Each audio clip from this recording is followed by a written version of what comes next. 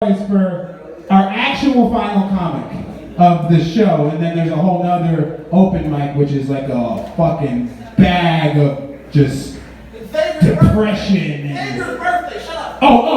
Okay, it's Xavier's birthday. We celebrate Xavier's birthday at open mic, so it's gonna be a little less depressed than normal. You know what I mean? Niggas done took they Wellbutrin. Alright, next comic coming to stage is Bria Beddoe. Hey, if you're up to me, I have music.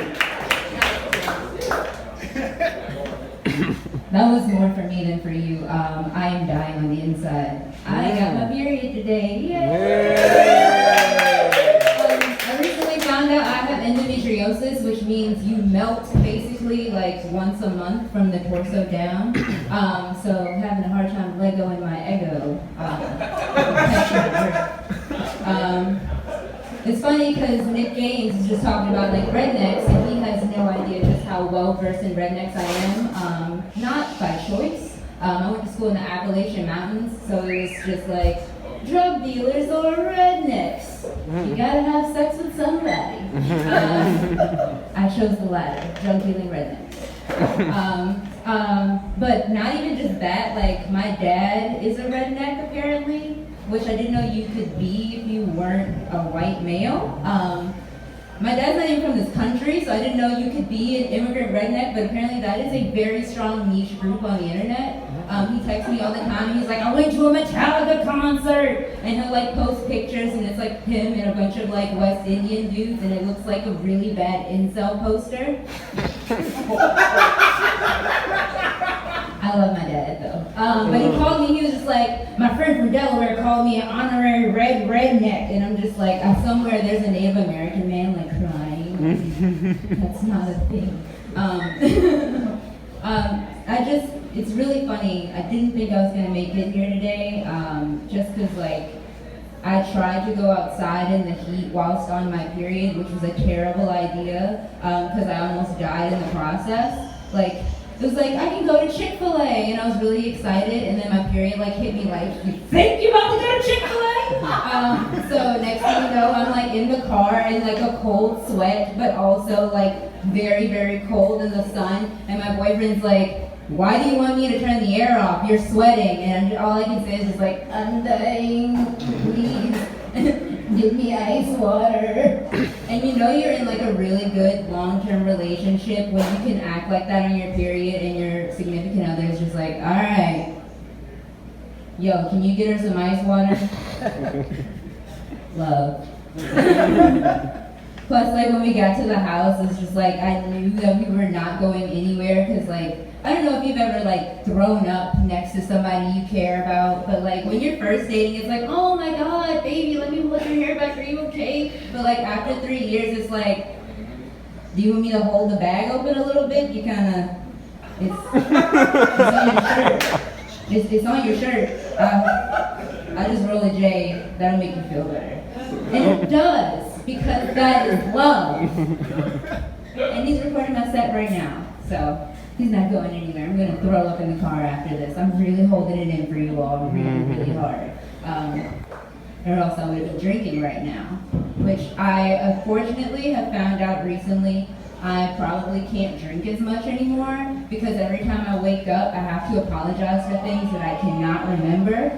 But it's like becoming shorter in time now because it used to be like, oh, like, you don't remember we had sex last night? To now it's just like, we didn't have sex last night, you don't remember?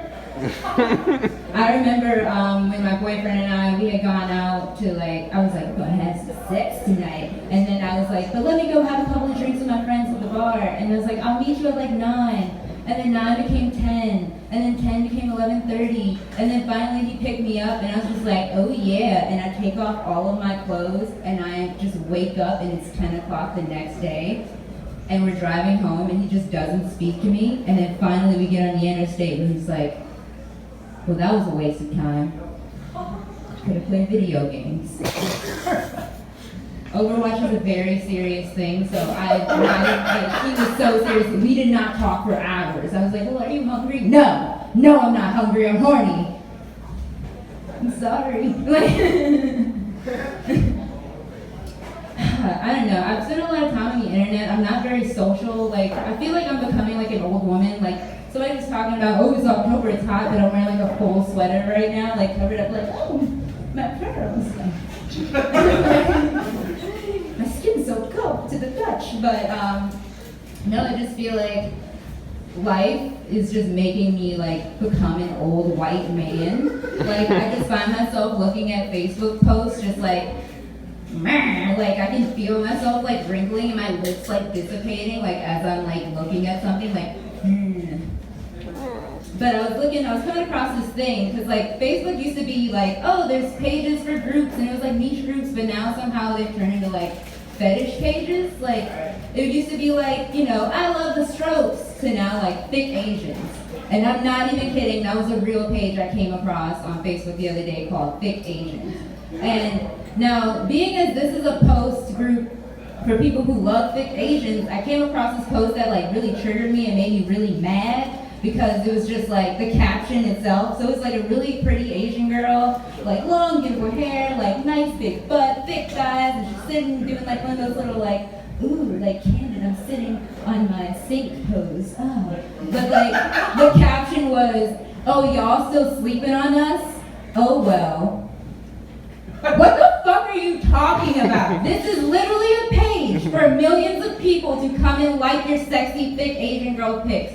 Also, that is not even a niche of people who don't, like people who sleep on thick Asians. There's not a soul alive, male, female, trans, bi, anything, that sees like a beautiful thick Asian woman and is just like, I'm good, love, enjoy. No, I'm got other things going on. That's never a thing. I myself would not even do that. If I saw a thick Asian woman outside right now, I wouldn't even be here. We'd be somewhere cuddling up, smoking a J right now.